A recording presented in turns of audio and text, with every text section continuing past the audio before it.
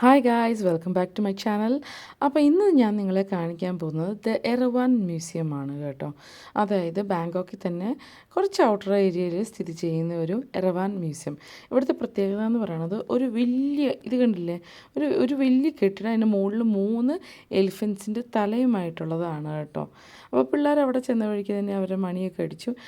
ഇവിടെ ഇങ്ങനെ വിളിച്ച് പറഞ്ഞുകൊണ്ടേ ഇരിക്കുന്നുണ്ട് ഈ അമ്പലത്തിൻ്റെ പ്രത്യേകത എന്താണ്, നമ്മൾ എന്താണ് ചെയ്യേണ്ടത്, ഓരോ സ്ഥലത്ത് പോയിട്ട് എങ്ങനെയാണ് ചെയ്യേണ്ടത് എന്നിവർ ഇംഗ്ലീഷിലും അവരുടെ തായ് ഭാഷയിലും ഇവർ വിളിച്ച് പറഞ്ഞുകൊണ്ടിരിക്കുന്നുണ്ടായിരുന്നു കേട്ടോ.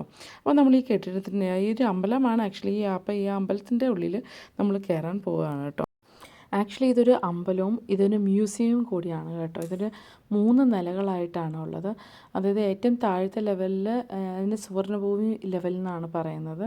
അതുപോലെ രണ്ടാമത്തെ സെക്കൻഡ് ലെവലിന് ഇതിന് മനുഷ്യഭൂമി എന്നാണ് പറയുന്നത്. അതുപോലെ ഏറ്റവും ടോപ്പ് ലെവലിലാണ് അതായത് സ്വർഗമാണ് അതിന് എന്താ പറയുക പ്രതിനിധീകരിക്കുന്നത്. അപ്പം നല്ല രസമാണ് കേട്ടോ ഇവിടുത്തെ പണികൾ, ആ പിങ്കിഷ് ആയിട്ടുള്ള പണികളും ഈ ദേവന്മാരുടെയൊക്കെ കാണാനായിട്ട് വളരെ ഭംഗിയാണ്. ഇതിൻ്റെ ഉള്ളിൽ തന്നെ 4 പില്ലേഴ്സ് ഉണ്ടായിരുന്നു.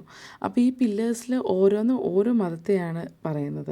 ഈ കാണുന്നത് നമ്മുടെ ക്രിസ്ത്യൻ മതത്തെ കാണിക്കുന്നതാണ് കേട്ടോ. ഇതിൻ്റെ അകത്ത് ഈശോയുടെ കഥയാണ് ഈ ഫുൾ പില്ലർ ഫുള്ളും. ആക്ച്വലി ഇത് ഭയങ്കര അത്ഭുതകരമായിട്ട് എനിക്ക് തോന്നി. കാരണം എന്താ വെച്ച് കഴിഞ്ഞാൽ നമ്മളൊരു ബുദ്ധിസ്റ്റ് ടെമ്പിളിലോട്ട് വന്നു കഴിഞ്ഞപ്പോഴേക്കും എത്രമാത്രം അതിന് വേറെ പല റിലീജിയൻസിനെയും ഇതിൻ്റെ ഉൾപ്പെടുത്തിയിട്ടുള്ള ഒരു ആർക്കിടെക്ചറും എല്ലാം കൂടിയിട്ട് ഭയങ്കര ഭംഗിയായിരുന്നു കേട്ടോ.